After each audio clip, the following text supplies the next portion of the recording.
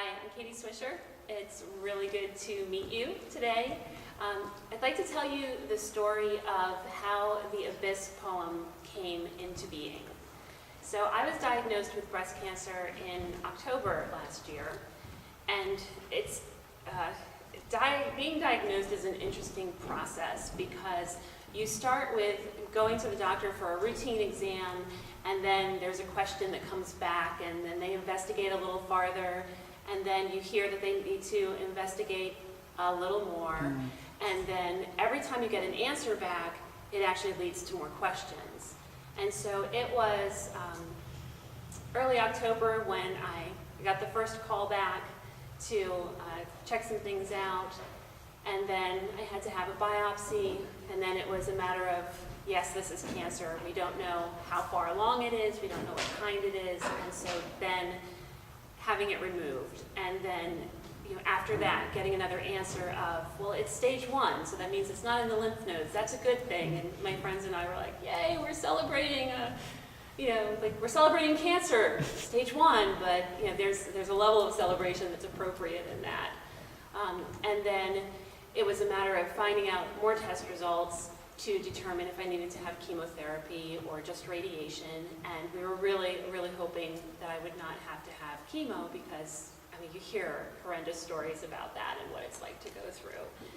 And we found out that I did have to have chemo, which was like getting the air knocked out of me.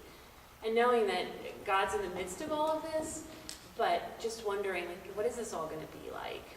And one Sunday morning at church, we were singing the song Oceans, and part of the song says, help me walk upon the water. And I just thought, God, it sounds really, really exhausting to think about walking on water right now. Like, what would happen if I just let go? Like, how far down would I sink? What would happen? And that thought just kept rumbling in my spirit. And that's kind of how God works with me. He'll plant a thought, and then it rumbles for a while, and then I start looking up and researching, because the word that came to mind on that Sunday was the abyss. So I did some research at Dunkin' Donuts. That's my hangout place, a cup of coffee, my journal, laptop, and I start looking up the abyss. It's horrible. Okay, so it is completely dark. It is freezing cold. There are no nutrients and extreme pressure because of all the water that is down miles under the ocean. And I thought, this is bad. Like, God is telling me the abyss, and I haven't started chemo yet. Like, how horrible is this going to get? So I called my husband on the phone, and Todd is a former science teacher. He taught in Christian schools for 28 years. He knows all kinds of amazing stuff. And I said to him, this is what I was reading about the abyss. It's completely dark, it's cold, the high pressure, and I just listed off these things and listed off phrases that I read online. And he listened, and I could then hear the smile in his voice, and he said, yeah, but Katie, there are hydrothermal vents that are caused by volcanic activity deep down, where the earth kind of splits open and all of these toxic gases come out in this warmth. But then there's this chemosynthetic bacteria that feeds on the toxins in that gas. And that bacteria feeds other creatures that only live around these hydrothermal vents.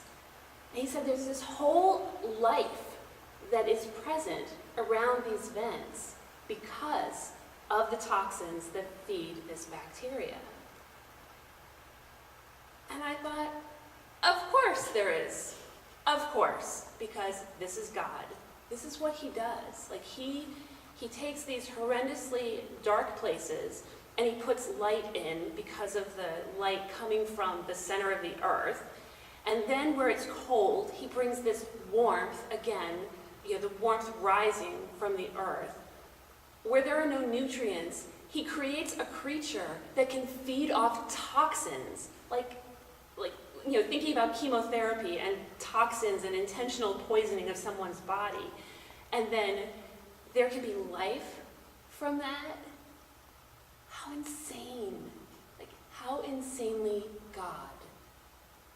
So then, I had great hope after talking to my husband, and how wonderful that God speaks through a spouse. That's so cool.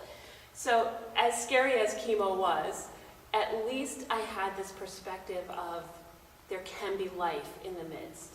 And like just letting God be God in that, whatever that looked like. And chemo was not fun. Like, there's no part of me that would say it was fun. It wasn't easy. It stank. I felt okay before I was diagnosed with cancer. The treatment was way worse than having the cancer. It's this weird, just this weird place to live in and be in when you're having treatment for cancer. But I've been very open with sharing my story, our story, as a family. That's something that I felt like God said pretty early on, was a generosity of story, because it's his story. And so when one of the guys at church said, hey, we're doing this emphasis at church about like God's presence in the midst, and could you write something, psalmify your experience with cancer? And I'm like, wow, sure. So I wrestled with God about it a bit and went a couple different directions, and then finally realized, why don't I write about the abyss? Like, this is what I feel deeply.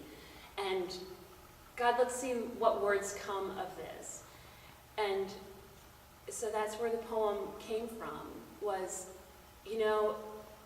there are experiences in life where you're humming along just fine, and something just changes it, turns everything upside down, and you don't feel like you can walk on water. It doesn't matter how much faith you have, because that just takes too much from a person.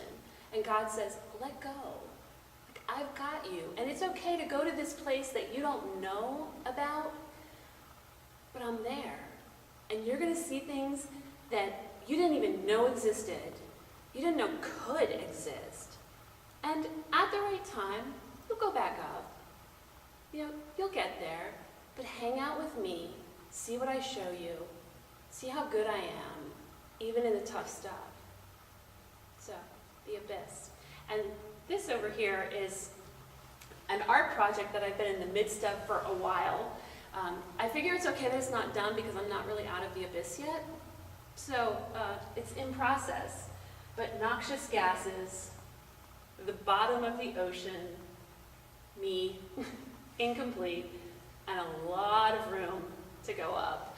And as Todd and I were talking about what it is like to come out of the abyss, we were talking about how it would be pretty easy to get the bends, almost like you try and go too fast.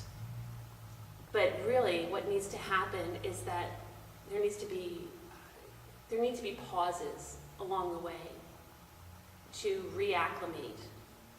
And then you can move up a bit, and then you need to reacclimate again. And that's how God is starting to lift me out of the abyss. Chemo's done. Radiation therapy is almost done. There's still some more along the way for cancer treatments, but at every point, like, God's here. He's good. And that's the message of hope that we have. That is what we have to share. Not answers, because every person's situation is different. How God is going to intervene is different for every person. But he is the same God. He will be present. He will be with us. He's in the darkness. He's in the light. He's good.